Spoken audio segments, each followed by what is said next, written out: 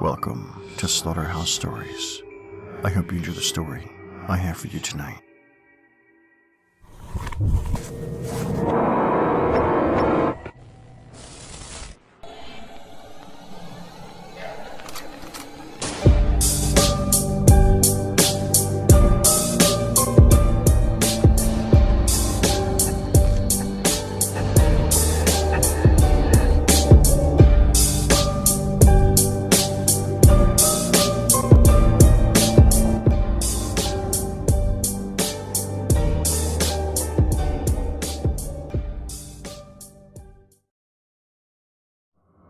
Abyssal Gigantism. All my life, I've been fascinated by the deep sea.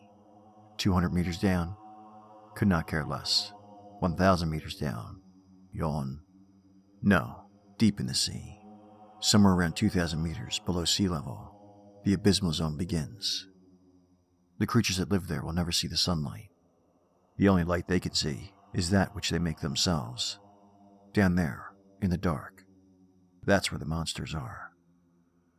I always had an affinity for Lovecraftian creatures, your Cthulhu and your Azathoth, but in my heart, I knew those were fiction. No, the real monsters in the world are squid, larger than a building, with a beak that could shatter a Humvee. Legions of shrimp, grown to the size of small cars. Even in captivity, a goldfish will inevitably grow as large as its little bowl can support. So does every other fish in the sea. We can never really know how big they get. We know more about the moon than we do about the ocean floor, and the creatures that live there.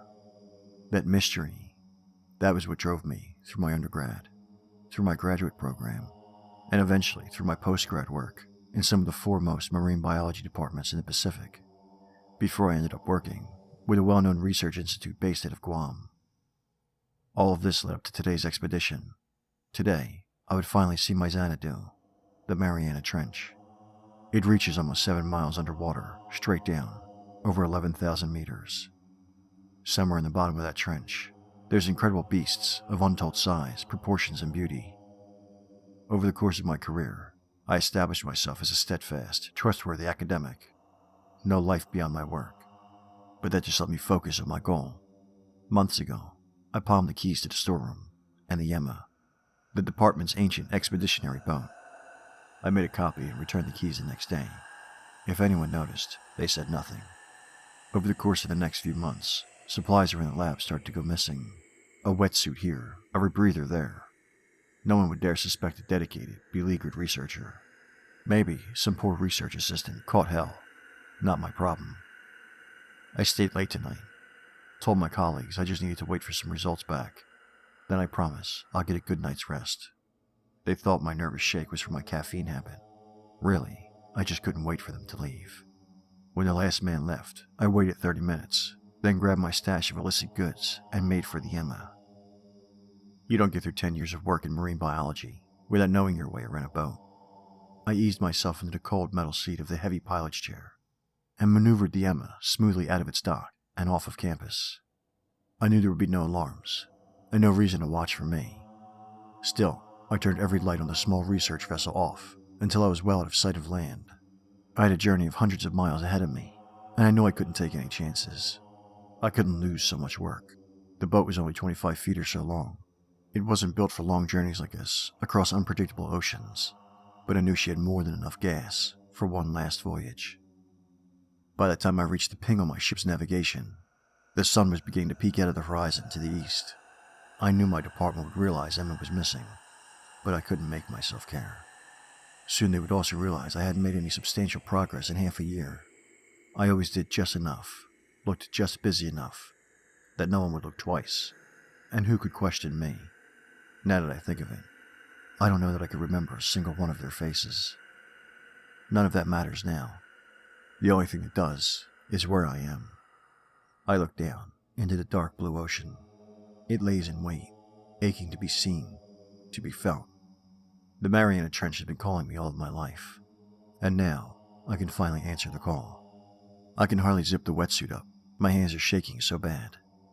And for my final trick, I wrenched the pilot's chair free. With a length of chain I'd stashed away, I tie it to my leg.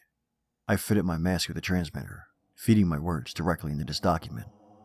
Once the transmission ends, this will end up in the hands of someone I trust. That's you, I guess. And like that, my preparations are complete. My life's work. It's all happening now.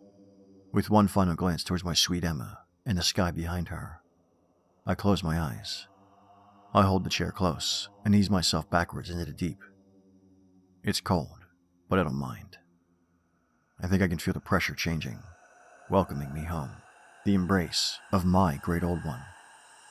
Down, down, down. I only wish that I could see more. I think that's my mask cracking. I feel it coming. Soon, I will meet the ocean, face to face. When the darkness rushes in to meet me, we will become one. And I will grow larger than you will ever know. I will become another beautiful, beautiful monster. That's it for tonight's story. But before we end things, check out the Slaughterhouse Stories podcast. Available at all your favorite podcast sites. So download and subscribe. Be a listener, not a victim. And as always, thank you for listening. If you enjoyed tonight's story, please like, share, and subscribe. And until next time, stay spooky.